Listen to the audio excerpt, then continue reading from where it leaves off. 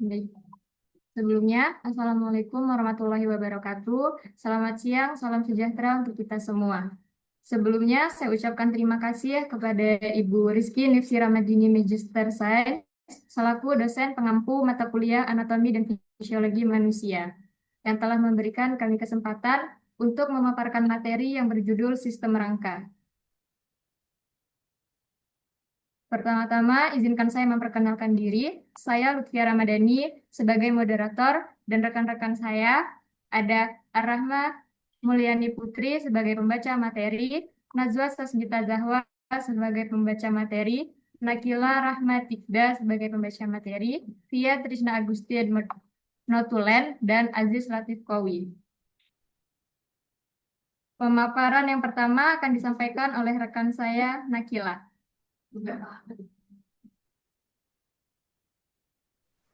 Baik, terima kasih. Apa itu sistem rangka? Sistem rangka adalah kumpulan tulang dan sendi yang menjadi kerangka tubuh. Kerangka tubuh dibentuk dari tulang tunggal maupun gabungan yang ditunjang oleh struktur lain seperti ligamen, tendon, otot, dan organ lainnya.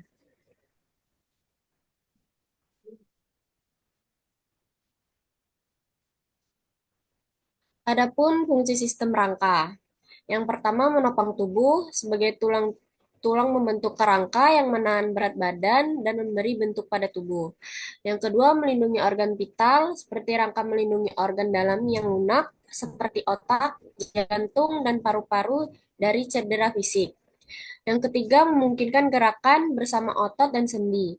Rangka memungkinkan berbagai gerakan kompleks. Yang keempat, produksi sel darah. Sumsum tulang yang terletak di dalam beberapa tulang adalah tempat pembentukan sel darah merah, sel darah putih, dan platelet. Yang kelima, penyimpanan mineral. Tulang fungsi sebagai gudang utama untuk kalsium dan fosfor, mineral penting untuk banyak fungsi tubuh.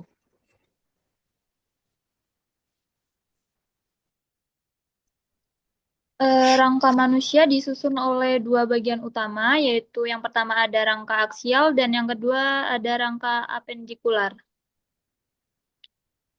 Rangka aksial adalah bagian rangka manusia yang membentuk sumbu vertikal tubuh yang yaitu terdiri dari tulang tengkorak, merupakan berfungsi untuk melindungi organ di dalamnya, misalkan melindungi otak, organ penglihatan, organ pendengaran, serta alat pernafasan bagian atas. Dan kemudian ada tulang yang berbentuk U atau yang biasa disebut iodium atau tulang pangkal lidah.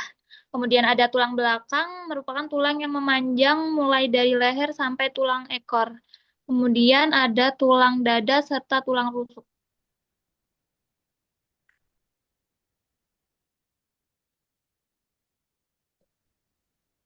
Ya, untuk rangka aksial sendiri, di antaranya ada tulang pangkal lidah dan juga ada tulang tengkorak.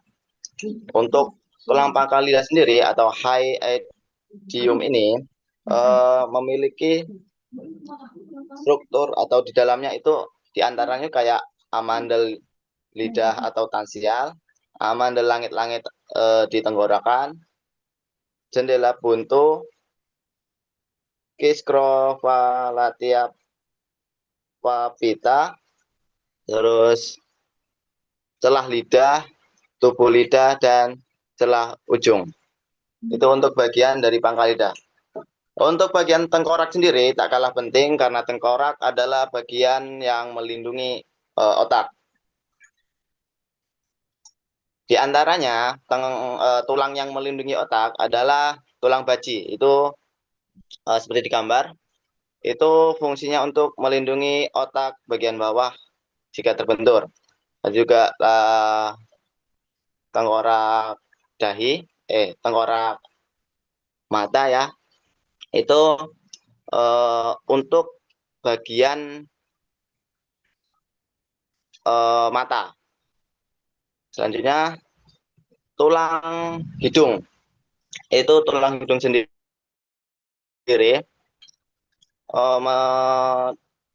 terletak di bagian atas hidung, fungsinya untuk melindungi bagian rongga hidung. Selanjutnya tulang pipi. Tulang pipi ini letaknya di rongga mata, di bawahnya, di sisi wajah. Fungsinya untuk melindungi air dari bentuk melindungi mata dari benturan dari samping. Selanjutnya tulang rahang atas itu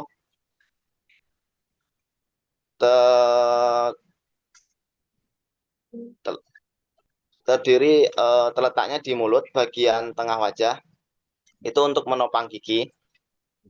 Selanjutnya tulang lidah itu di dasar rongga mulut untuk membantu pergerakan lidah saat menelan. Selanjutnya yaitu tulang rahang bawah. Rahang bawah ini letaknya di bawah mulut untuk fungsinya sendiri untuk menopang gigi bawah, membantu proses pengunyahan. Tulang dahi selanjutnya. Tulang dahi ini letaknya di depan tengkorak, membentuk dahi. Fungsinya untuk melindungi otak bagian depan. Tulang ubun-ubun ini di bagian atas samping tengkorak. Fungsinya untuk melindungi otak bagian atas dan samping, membentuk bentuk bulat kepala. Sedangkan untuk tulang pelipis ini letaknya di sisi kepala, di bawah tulang ubun-ubun. Fungsinya untuk menjadikan tempat letaknya otot rahang, menyusun sisi bawah tengkorak. Nah, yang terakhir yaitu tulang tengkorak sendiri, gabungan dari beberapa tulang karium. Letaknya sendiri di seluruh bagian kepala yang melindungi otak. Fungsinya melindungi otak dan seluruh bagian vital seperti mata dan seterusnya. Next, lanjut Kak. Oke, baiklah. Selanjutnya masih bagian dari rangka aksial, itu ada tulang dada atau sternum. Tulang dada ini adalah tulang pipih yang berada tepat di tengah-tengah ya. Ini ada beberapa bagian, ada bagian kepala atau hulu, ada bagian badan dan bagian tajuk pedang. Pada tulang dada ini menempel 12 tulang rusuk yang dibagi lagi menjadi beberapa bagian. Tulang rusuk 1 sampai 7 itu disebut tulang rusuk sejati. Kenapa? Karena dia menempel langsung, directly ke tulang dada. Selanjutnya ada tulang rusuk palsu itu dari 8 sampai 10. Kenapa dia disebut dengan tulang rusuk palsu? Karena dia menempel, tapi nggak langsung ke tulang dada tadi. Lalu ada yang 2 dari bawah, 11, 12 itu disebut dengan tulang rusuk melayang. Kenapa dia disebut tulang rusuk melayang? Karena dia tidak menempel ke tulang dada, dia cuma menempel di tulang belakang. Selanjutnya ada tulang belakang atau columna vertebralis, itu dibagi lagi menjadi beberapa bagian. Ada 7 ruas paling atas, itu disebut dengan tulang leher. Selanjutnya ada 12 ruas tulang punggung, 5 ruas tulang pinggang, 5 ruas tulang kelangkang, dan terakhir 4 ruas tulang ekor. Dia bentuknya dari atas ke bawah itu semakin besar. Kenapa? Karena untuk mendukung menopang berat yang lebih besar gitu. Jadi semakin ke bawah menopang berat yang lebih besar. Terus sudah disebutkan tadi di salah satu fungsi dari rangka itu untuk pembentukan sel darah merah, yaitu ada di sini, ada di tulang belakang ini, karena di dalamnya ada sumsum tulang yang berfungsi untuk pembentukan sel darah merah dan sel darah putih. Oke.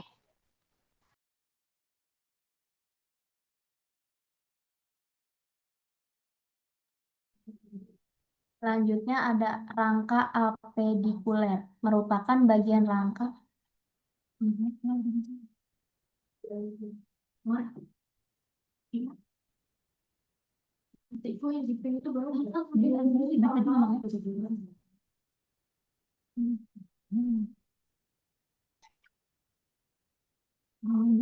Jangan diem, Bas. Yang selanjutnya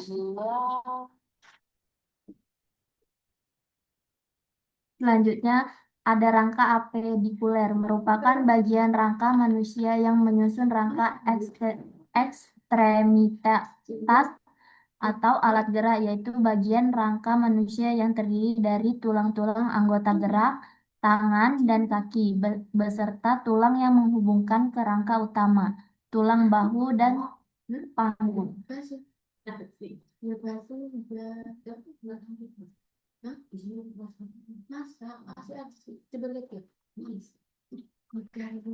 Ada tulang panggul, tulang kemaluan, tulang usus, tulang duduk, tulang bahu, ada tulang selangkang, ada proses kalikator, sendi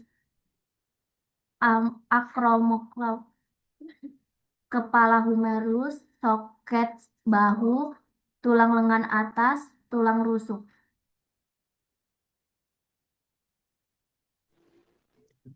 Selanjutnya, masih bagian dari rangka apendikuler, itu ada tulang anggota gerak bagian atas.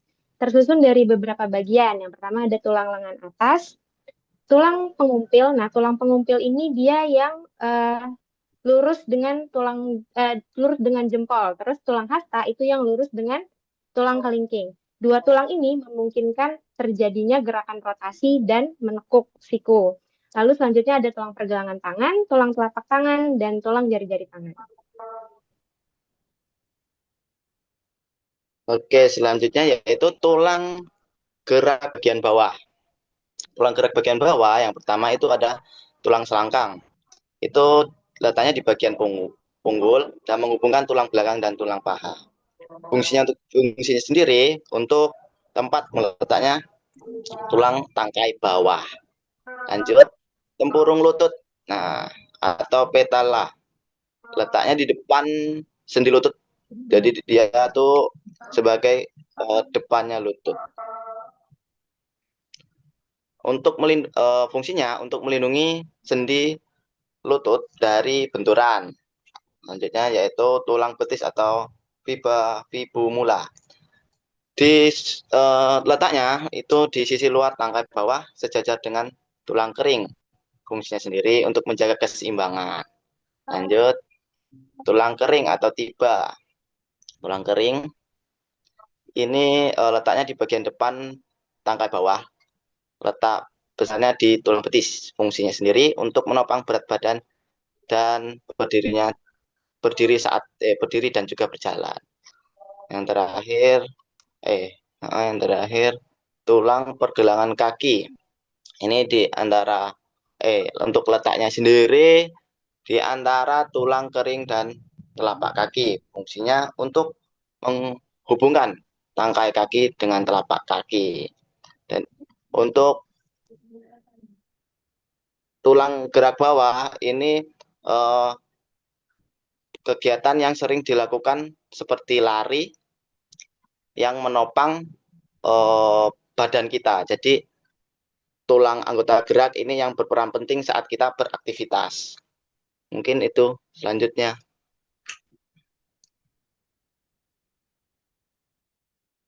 Baik, Terima. itu tadi pemaparan materi dari kelompok kami. Untuk selanjutnya, sesi tanya jawab buat kelompok yang lain. Yang mau bertanya, silakan.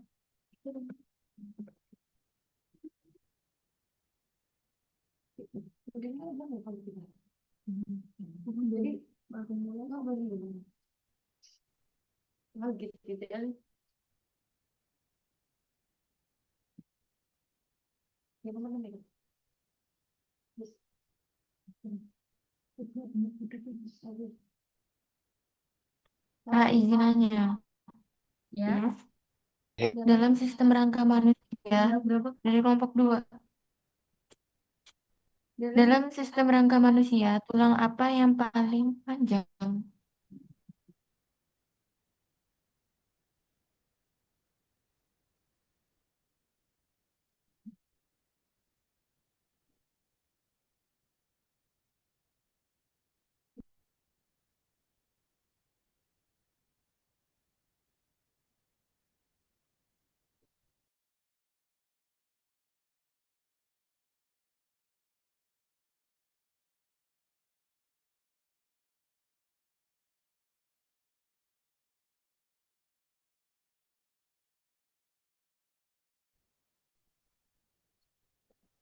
Baik, buat kelompok 4, ada yang paling mau panjang di anggota rangka tubuh kita. Untuk yang paling panjang sendiri itu di bagian paha. Mengapa demikian? Karena si paha ini selain adalah tempat penopang aktivitas kegiatan kita seperti jalan, lari, dan segala macamnya, paha sendiri eh, apa namanya sering bukan sering kali karena aktivitasnya sering jadi dia selalu apa ya mas sebetulnya selalu selalu tumbuh jadi untuk paha sendiri adalah salah satu anggota anggota rangka tubuh yang selalu yang yang paling besar yang paling panjang mungkin itu ya kak ada yang mau didiskusin lagi apakah kurang jelas. Cukup jelas, Kak. Terima kasih, Kak Aji. ya? Silahkan Mbak Nadia. Indera apa saja yang dilindungi oleh tulang tengkorak? Terima kasih atas pertanyaannya.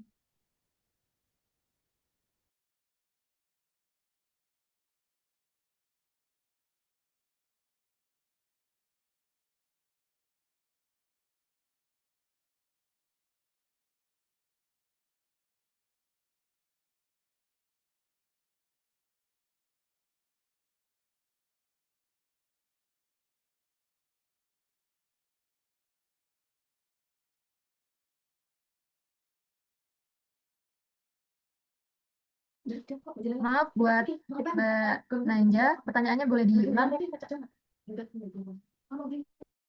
Ya, bentar, Kak. Indera apa saja yang dilindungi oleh tulang tengkorak?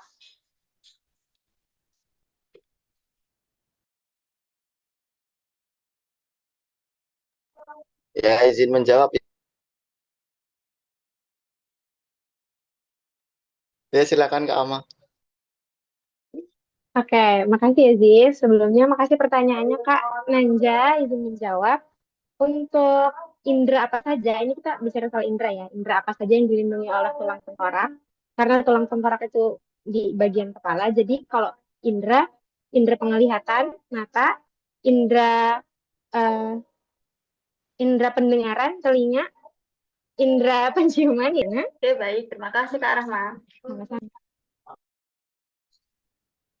Izin bertanya, Kak.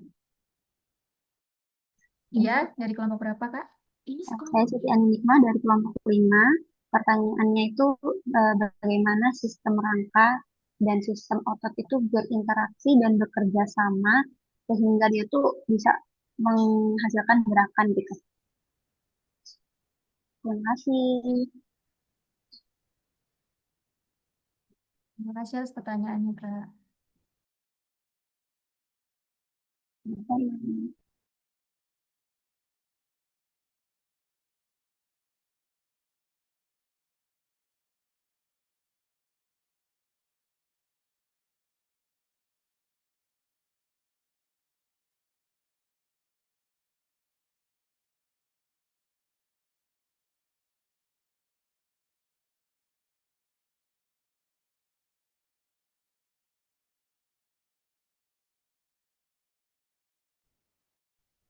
Izin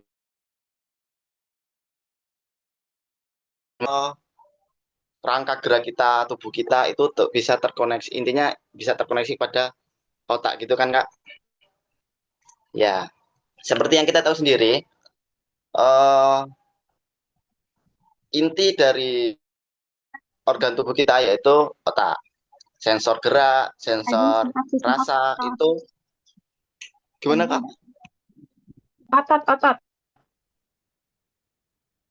gimana Otot kan ya? Iya, maaf. oh otot Otot G, bukan otot G. oh otot oh tar. Iya, saya login dulu saya login dulu aduh apa ya Kak maaf, boleh diulang pertanyaannya?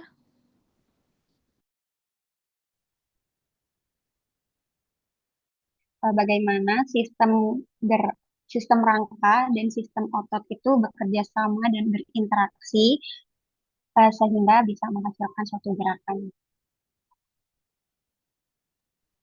Aku aja yang jawab boleh? Ya silakan Kak Ama, saya nggak tahu Kak. Jadi, ini kan kerjasama antara tulang dan otot ya yang dimaksud sama Kak Ainun. Tulang kan di sini sebagai struktur penopangnya ya Kak, sebagai struktur yang dia kalau sendirian nggak bisa gerak. Jadi, otot di sini berfungsi sebagai pembantu supaya si tulang ini bisa bergerak dengan cara eh, kontraksi dan relaksasi, kurang lebihnya seperti itu. Jadi, nanti ada kerjasama yang lainnya, nggak cuma tulang dan otot, ada saraf, ada jaringan-jaringan lain. Jadi sehingga kerjasama tersebut bisa membentuk suatu gerakan. Itu ya kurang lebih Kak Ainun. Apa jawabannya sudah jelas, Kak Ainun? Sudah cukup jelas. Terima kasih. Sama-sama.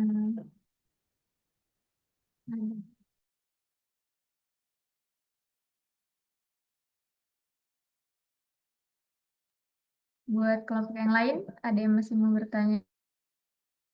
Ya? Izin bertanya, Kak. Dari kelompok 1, bagaimana tulang lidah bekerja untuk mencegah makanan masuk ke saluran pernafasan, Kak?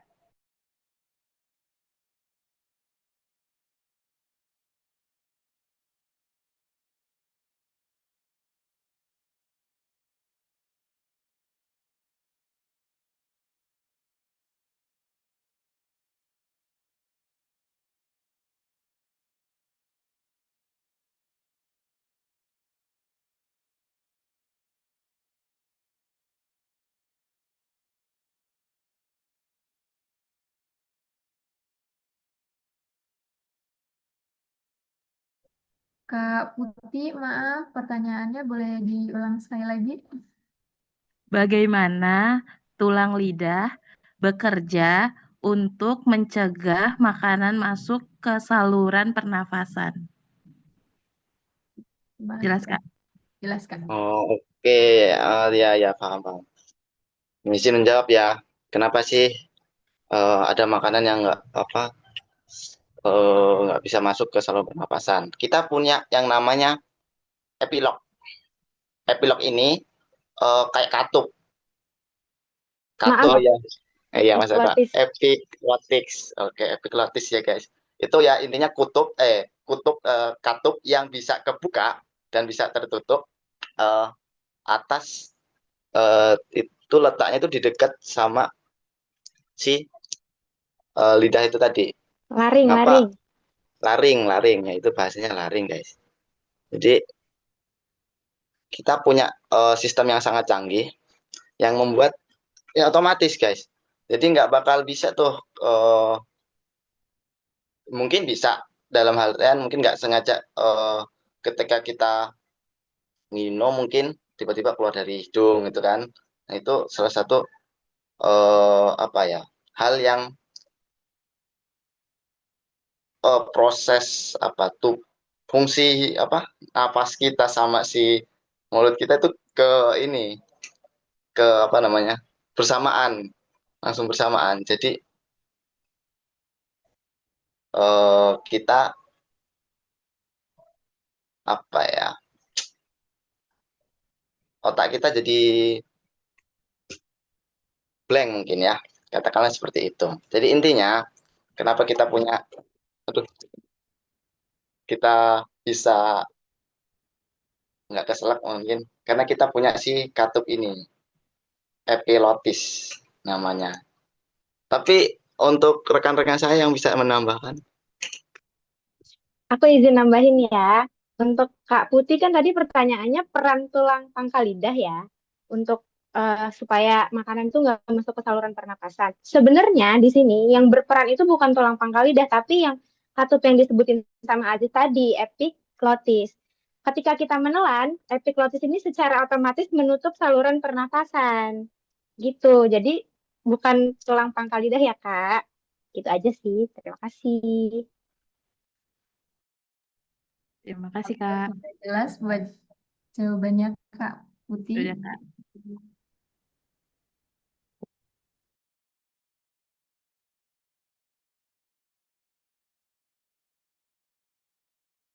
apakah masih ada kelompok lain yang belum bertanya?